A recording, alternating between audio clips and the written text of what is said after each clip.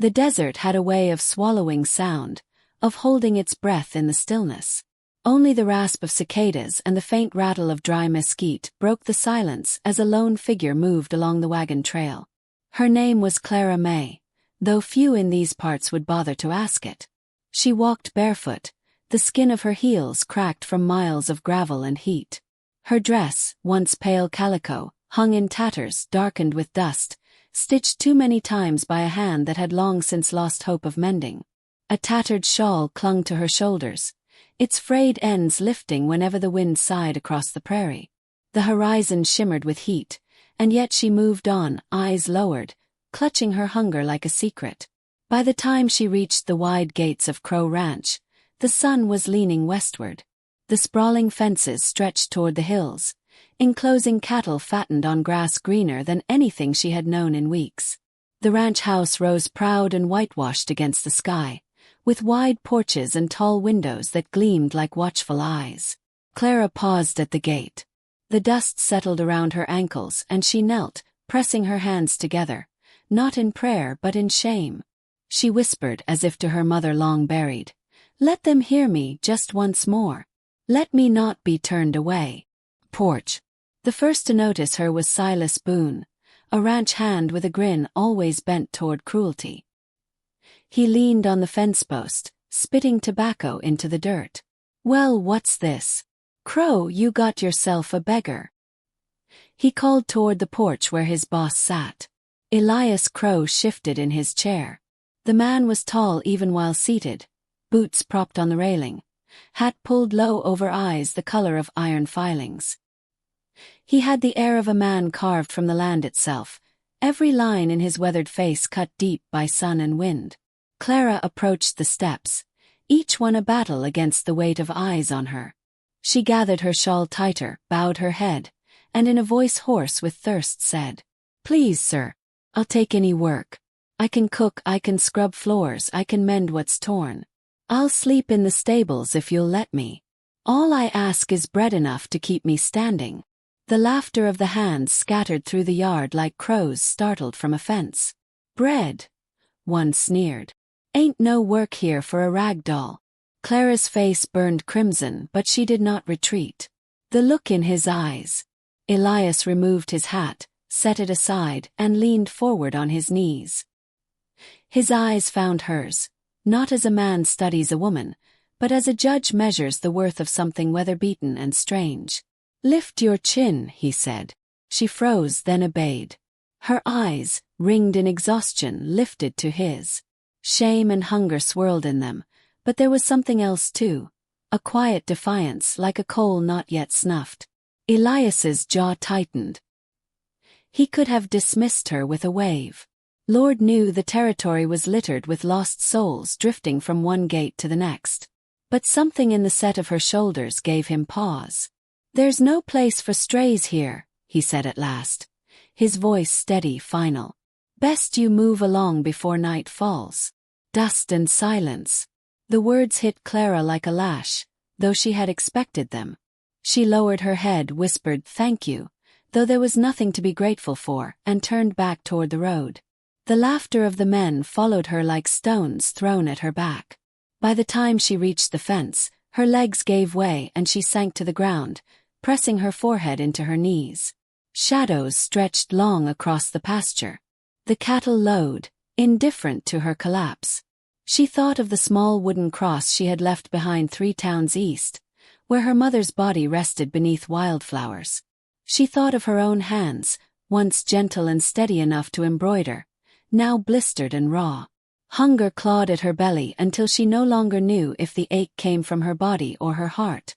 When darkness fell, the coyotes began their howling. Clara did not run. She curled against the fence post, too weary even for fear. Her shawl drawn tight as if it could keep the world at bay. A watchful eye. Inside the house, a lamp burned low. Elias Crowe stood by the window, his hands clasped behind his back. Through the glass he saw her, ragged form curled like a child in the dust, her face turned toward the stars as if waiting for judgment. For a long time he said nothing.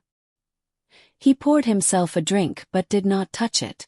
Finally, as if to no one but the night itself, he muttered, "Lord help me." And though he tried to turn away, his eyes lingered on her still. Dawn spilled across the prairie in pale gold, touching the ranch with a warmth that did not reach her bones. Clara Mae stirred where she had slept in the dust, her shawl damp with dew, her hair tangled in wind's careless fingers. The cattle lowed in the distance, and the world woke without waiting for her. A sound broke the quiet, the rhythmic beat of hooves. She lifted her head, squinting through the glare. It was Elias Crowe, astride a black gelding, riding toward her with the unhurried command of a man who owned every acre his eyes touched. He stopped just shy of where she sat and regarded her in silence. Clara rose to her knees, bracing for another dismissal. But instead, Elias spoke words she did not expect. The unthinkable offer. "I'll give you work," he said. His tone neither kind nor cruel, but weighted as though every syllable had been forged before dawn. Her breath caught. She almost reached for his hand in gratitude, until he finished. "Not in the house. Not in the kitchen. You'll work with the wild ones. Out in the corral. There's a stallion no man's been able to break. You want bread in your belly. You'll earn it by taming him." For a moment she only stared, certain she had misheard. To put a woman, hungry, rail-thin, untrained, before a beast that could crush her in a heartbeat.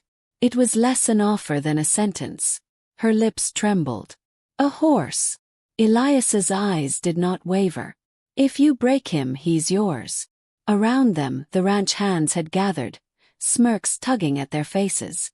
Silas Boone spat into the dirt and muttered, "Hell, Crow might as well hand her a rope for her own neck." Heat flushed Clara's cheeks. The sting of their laughter pressed against her like barbed wire. Yet, behind Elias's words she caught something unspoken. Dare. Test. Or perhaps a chance. She bowed her head once. "I'll do it." The corral. The stallion was a creature born of fire and thunder. His coat shimmered the color of storm clouds, his mane wild and tangled, his eyes two burning embers. They called him Ashfire, for when he reared, dust rose like smoke around him. Clara stepped into the corral with nothing but a length of rope and the brittle determination in her chest. The ranch hands leaned on the fence rails, eager for blood and failure. The horse charged once, twice, forcing her to leap back. Dust stung her eyes, sweat gathered beneath her shawl. Still she refused to flee. "Come on then," she whispered, voice shaking. "If it's death you want, take me. But I won't crawl." The stallion snorted, stamping his hooves, his breath a fog in the morning air. Days of struggle. Time blurred into heat and dust. From dawn until the shadows stretched long, Clara battled Ashfire's fury. Rope burns scarred her palms. Once he knocked her into the dirt so hard her vision swam, and she lay gasping, her ribs aflame. The ranch hands jeered, shaking their heads.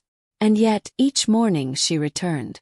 At night, she found bread and a tin cup of water left by the corral fence. Never placed there when she could see, but always waiting, as though the night itself had offered her mercy.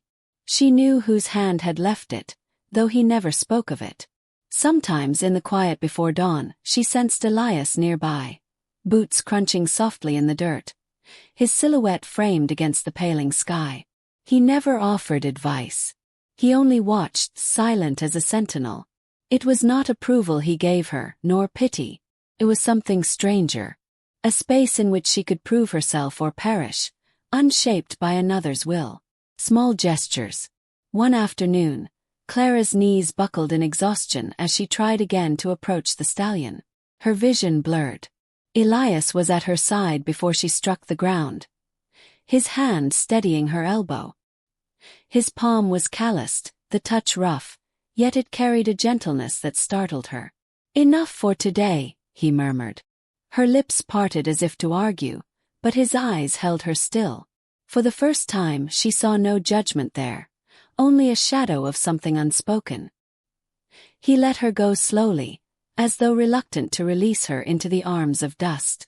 Later, when she returned to her spot by the fence, she found not just bread, but a blanket folded carefully atop the rail. She pressed it to her face, swallowing the sudden sting in her throat. Breakthrough. On the 7th morning, Clara entered the corral different than before. She did not charge, nor did she raise her rope. Instead, she sat in the dirt, knees drawn up, and began to speak in a voice meant only for the stallion. She told him of hunger, of sleeping in barns, of her mother's song before death stole her voice. Words fell like rain, soft, steady, shaping trust where force had failed. Ash fire circled, ears twitching, nostrils flaring. Slowly, as though drawn by something older than fear, the stallion lowered his head. Clara reached out, hand trembling, and laid her palm against his muzzle. The corral went silent. Not a ranch hand dared breathe. Elias, standing at the far fence, felt his chest tighten with something he could not name. Shame flickered through him, for having set the test with cruelty in his heart. Awe followed, sharp and humbling.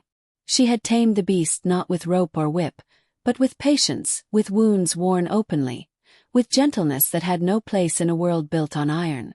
Ashes between them. That evening, Clara sat outside the corral, ash fire grazing nearby as if he had always belonged to her. The ranch hands no longer jeered. Their laughter had burned out, leaving only quiet watchfulness. Elias approached, shadows of firelight flickering across his face. He stopped a few paces from her, hat in his hands. For a moment it seemed he might speak, might confess what had stirred in him. But silence stretched instead, thick and fragile. Clara lifted her eyes to his, and though neither spoke, something passed between them, like ash carried on wind, glowing faintly in the dark. The days that followed were painted in quiet victories. Clara Mae no longer lingered on the edge of the ranch like a shadow. She walked with a steadier gait, her hair brushed, her eyes lifted to the horizon instead of the dirt. The stallion, Ashfire, followed her as if she had called him forth from the wilderness itself. The ranch hands, once so quick with laughter, now tipped their hats in passing, shamefaced for their earlier jeers. Even Silas Boone muttered less when she crossed his path, though bitterness still clung to him like dust that would not wash away. Elias Crowe watched it all with an unreadable gaze. In her, he saw a transformation that unsettled the foundations of his belief, that strength was born only of harshness, that the land could be mastered only by iron will. Clara Mae had shown him another truth, that tenderness could tame what fear could not. Still he kept his silence. What grew between them was not declared but lived in small gestures, a glance, a nod, the simple weight of his presence nearby when she worked. Words, he feared, might break the fragile thing taking root. A storm. One evening, the air thickened, heavy as a held breath. Clouds gathered over the hills, bruised purple and green, and the scent of rain carried on the wind. The cattle grew restless. The birds vanished into silence. By nightfall the storm broke. Lightning tore the sky. Thunder shook the earth so deep the very fences rattled. In the corral, terrified horses shrieked and reared, their eyes rolling white. A gate latch snapped, flung open by the wind, and the herd burst free in a frenzy of hooves and fear. Clara woke to the chaos, the pounding of hooves, the shouts of men rushing with lanterns that sputtered against the rain. Her heart clenched when she saw Ashfire among them, rearing wild-eyed, caught in the storm's fury. Without thought, without hesitation, she ran into the tempest. "Clara!" Elias's voice rang out, hoarse with alarm, as he saw her slip past the fence. The rain lashed against her, plastering her dress to her skin, but she pressed forward, calling the stallion's name into the night. "Ashfire!" The horse spun in terror, nearly trampling her. But she did not falter. She lifted her hands, palms open, her voice breaking through the thunder. "You know me. I'm here. I won't leave you." The storm howled, but beneath its roar, Ashfire heard her. His ears flicked, his breathing slowed by inches. Step by step, Clara reached him, until her hands rested against his soaked mane. She pressed her cheek against his neck, whispering through her tears, "Easy now. We've both been wild. We've both been lost. But we're not alone anymore." The stallion shuddered once, then lowered his head, yielding to her touch. Elias's revelation. Elias stumbled into the corral, rain streaming down his face, lanterns swinging wildly. He froze when he saw her, small, drenched, fragile, and yet holding the great beast steady as if bound by threads no rope could ever forge. His chest burned with a mixture of terror and awe. For years he had believed survival belonged only to the ruthless, that mercy was weakness. But here in the storm, Clara Mae had proved him a fool. He rushed to her, his hands seizing her shoulders. "Are you mad, girl? You could have been killed." She looked up at him, her lashes dripping with rain, her eyes burning brighter than the lightning above. "Why risk your life for a beast?" he demanded, his voice cracking louder than the thunder. Her reply was quiet, but it cleaved through him. "Because no one else ever believed I was worth saving." But he did. For a moment time slowed. The rain blurred, the thunder faded. Elias felt something inside him break, the old armor of pride and grief, the loneliness he had worn since his wife's death. Before him stood not a beggar in rags, but a woman who had wrestled hunger, shame, and storm, and still stood unbroken. The dawn after. By morning the storm had passed. The prairie lay rinsed clean, the sky a tender blue streaked with gold. The ranch hands moved quietly, repairing fences, gathering strays, their respect for Clara no longer whispered but plain in their softened eyes. On the porch, Clara stood wrapped in the blanket Elias had draped across her shoulders. Her hair clung damp to her cheeks, but her posture was tall, her hands steady. Ashfire grazed nearby, calm as a lamb at her side. Elias joined her, silent. He did not touch her, though his nearness carried the warmth of something more enduring than any declaration. "You've earned your place here," he said at last, his voice low. "Not as a servant, as someone who stood taller than the storm itself." She turned her face toward him, and though no smile touched her lips, her eyes spoke all the gratitude and quiet affection words could not. Closing reflection. The narrator's voice lowers, intimate, as if speaking by firelight to the listener alone. "Remember this, friend. Sometimes the richest soil lies beneath the dust of shame. What we dismiss in rags may yet rise, through hunger and storms, to stand taller than the proudest oak. And love, true love, it does not arrive with trumpets nor grand vows.